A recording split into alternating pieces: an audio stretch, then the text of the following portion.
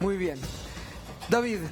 Bueno, Gato, volvemos a la realidad al argentina. Dólar. Bueno, hoy, digamos, el Banco Central se comunicó con los bancos para a ver si mañana ya se puede volver a comprar los dólares a través del home banking. Ahora, disculpame, vos sabés que, bueno, dale. Pero todavía no está, digamos, dale, no hay una confirmación si va a ser mañana o el lunes. Es mañana o el lunes la posibilidad de volver a comprar dólares por parte del público después de las medidas del Banco Central, que llevó a que los bancos tengan que adecuar sus sistemas, pedir la base de datos del ANSES. Fue todo un engorro que complicó también un poco el panorama todos estos días, generó también un poco más tensión, y hoy, a partir de que se sabe ya que de mañana o el lunes se vuelve a comprar dólares, pero ya está resuelto, también ayudó a descomprimir un poco la presión. En el dólar oficial hubo una suba de 15 centavos, quedó en 132 pesos.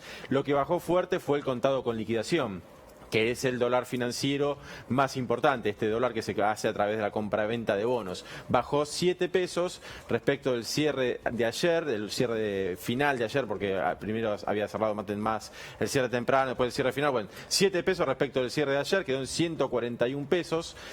También bajó el dólar bolsa, que quedó en 141 pesos, y el dólar blue subió, en cambio, y quedó en 147. Bueno, pero fue un día un poco más tranquilo en el mercado cambiario. Lo que sí también, bueno, lo que uno ve es que la brecha entre el dólar oficial y el dólar financiero, el contado con liquidación, sigue siendo amplia, porque el oficial está en 132 y el contado con liquidación 141. Ahora, ¿sabes lo que te quería preguntar? Porque hoy veía los portales, por eso te digo, esto es pregunta para, no entiendo nada, es pregunta para David.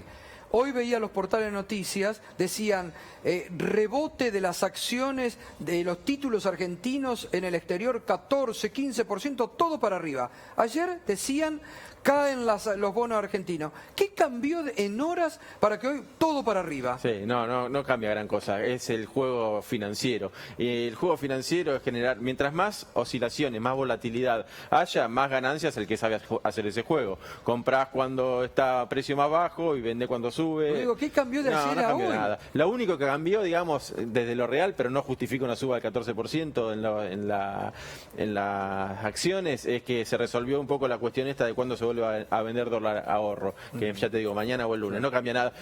Lo que pasa es que cuando se generan estos escenarios de mucha volatilidad o de mucha tensión, justamente aprovechan los operadores financieros para hacerlo subir y bajar y ganar en las diferencias. Esa es un poco la cuestión. Bueno, estamos en comunicación con el economista Sergio Chousa. Un gusto poder tenerlo nuevamente aquí en Minuto 1. ¿Qué tal, Sergio? Buenas noches, ¿cómo está? Hola Gustavo, buenas noches para vos y todo el equipo. Bueno, justamente hoy a la tarde veía, en referencia a lo que venía contando David, esta resolución del Banco Central de la República Argentina que usted ponía, muy interesante, debo decirlo, lo sigo mucho en las redes sociales, muy clarificador lo que usted viene haciendo en estos tiempos de tantos agoreros, así que hay que seguirlo, @Sergio Chousa. Pero digo, Sergio, usted refería a esto, ¿por qué no nos cuenta un poquito más esta resolución? Porque usted decía trae tranquilidad y ordena el mercado. Sí, importante. Las medidas de la semana pasada, las medidas para limitar el acceso al atesoramiento privado, son importantes y hay que leerlas en un contexto de transición, ¿no? En un momento en el cual todavía la macroeconomía no terminó de calmarse, de tranquilizarse, tenemos desequilibrios muy marcados, pero bueno, a eso hay que administrarlo. Lamentablemente Argentina no tiene dólares infinitos, como recién decía el jefe de gabinete de forma muy acertada. Me parece que esos dólares que hay hoy en día se tienen que destinar a la producción, ¿no? Y en ese sentido se entienden las medidas de la semana pasada, que siempre, ¿no?, el camino al infierno está empedrado de buenas intenciones, con lo cual la implementación tiene que ser correcta. Por eso es importante la medida del día de hoy para, bueno, transparentar lo que pasa con las transferencias en dólares y viabilizarlas, ¿no?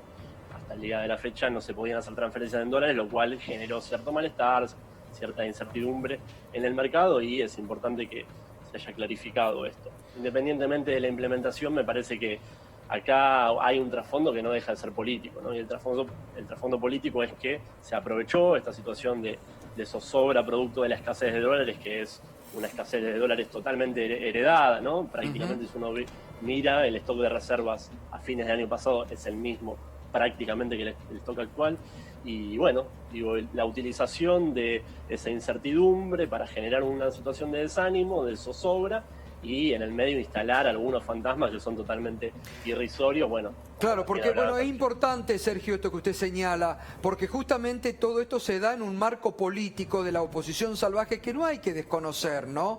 Donde están con intentos desestabilizadores diariamente sobre el gobierno muy fuerte, y también juegan ahí las partes del establishment y que están enojados con el gobierno por las medidas de redistribución que toman, ¿no? Sí, sobre una variable que es muy sensible en Argentina, ¿no? El dólar, el valor del tipo de cambio, es algo que históricamente ha concitado preocupación, bueno, básicamente porque nuestra moneda es muy inestable, genera poca confianza y mucho más en un clima en el cual el golpe producto de la pandemia fue monumental. Yo veo muchas críticas al presidente Fernández, producto de que, por ejemplo, él manifiesta que hay que apostar a la moneda, hay que tratar de jerarquizarla a largo plazo, y digo, ¿qué quieren que diga? Es el presidente de Argentina, no va a estar diciendo que los argentinos y las argentinas ahorren en dólares. Y después otras críticas, ayer la criticaron muy fuerte a la ministra Bielsa cuando mencionó la necesidad de pensar que el mercado inmobiliario no tiene por qué estar fijado en precio dólar cuando todas las propiedades se construyen, se venden la mano de obra, todo es en pesos. Y bueno, digo, son aspiracionales de mediano, de largo plazo, pero que hay que empezar a debatirlas. Y bueno, del otro lado del Río Bravo lo que se escucha es chavismo, vienen a incautar, vienen a generar un corralito. Bueno, la instalación de noticias falsas hace mucho daño en buena parte de la clase media, que tal vez tiene todavía cierta situación de incertidumbre, no sabe lo que va a pasar, y a partir de esto genera temor, lógicamente.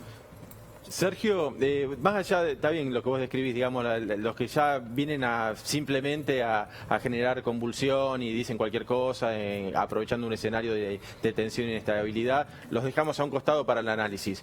Pero de este lado, el Río Bravo, como vos lo decís, ¿cómo ves el resultado de las medidas? Un poco la brecha entre el dólar oficial y el contado con liquidación se achicó un poco, estaba en 103 y 128 antes de las medidas, y ahora está en 133 y 142, o sea, bajó de 25 pesos a 9 pesos la brecha entre los dos. Pero nada está resuelto, digamos, estamos claramente en medio del partido.